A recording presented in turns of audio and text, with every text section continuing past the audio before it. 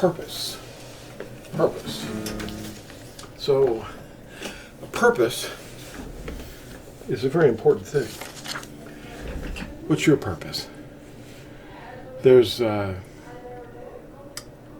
your purpose, and then there's your Creator's purpose. Which would you rather follow? If you're following your purpose, then He's not directing your steps. But if you acknowledge Him in all your ways, He will direct your paths and straighten them. And you'll find life much easier. Just obey His commandments. We tend to not do that. The purpose each of us has for being here is a vital thing. If we ignore His purpose, then we're going to be trying to find our purpose, and then we're going to stumble all over the place. His purpose was, is, and always will be the perfect purpose to follow. Between our birth and our death, too many of us never take time to think for ourselves. Our thoughts are dominated by others, and we're bullied into accepting them. Life's pressures keep us very distracted and busy every waking moment. But if we stop and go into our closet and shut the door and shut out the past and the future and find the reality of the moment that we really live in, we give ourselves the chance to encounter great questions that few have taken the time to ask, such as, how did we get here? Ask yourself, how did you get there, where you are? Why am I here?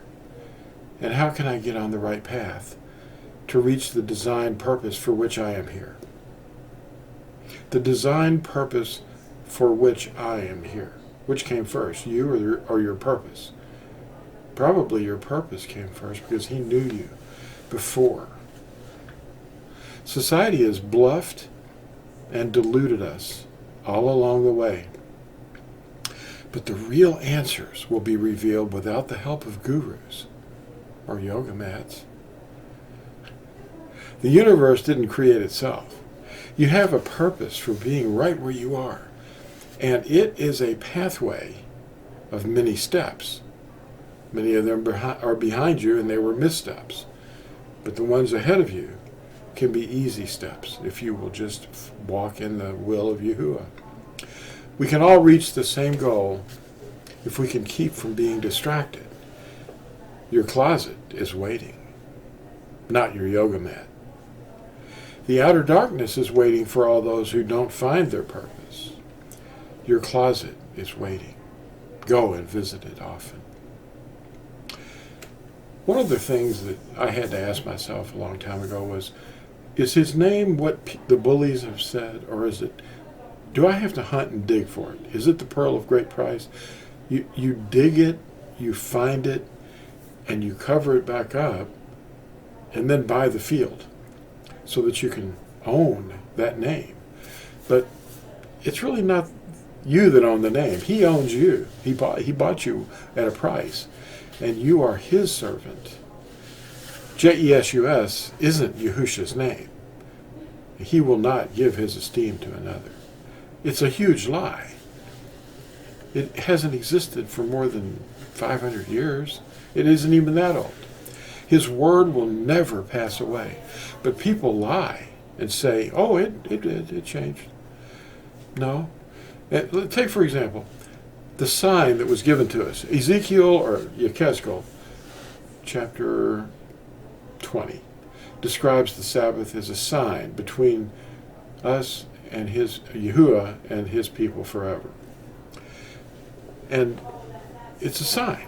It's something that's the covenant sign. And we're not just talking about the Jews.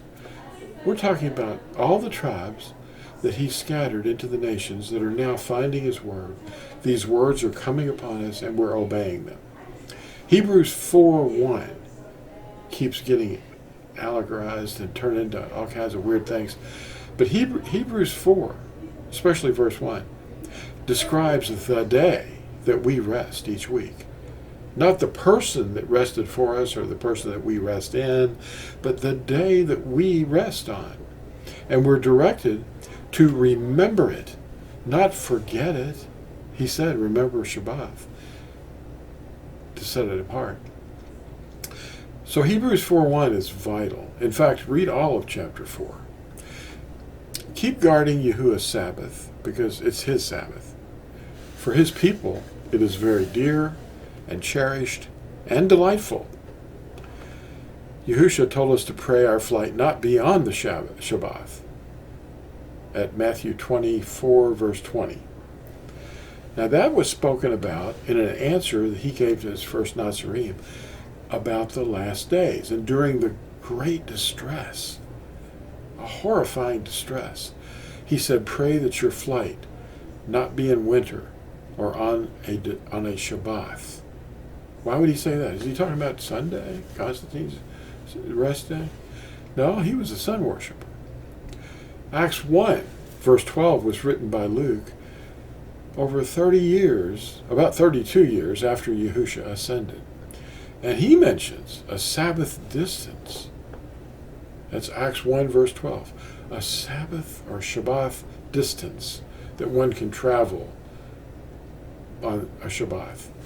Why didn't he say what used to be a Shabbat distance? Remember it. Yahuwah remembers it. Heaven and earth will pass away, but my word will never pass away. Luke 2, verse 33. Thanks for watching, and we'll see you in the next short video. Bye.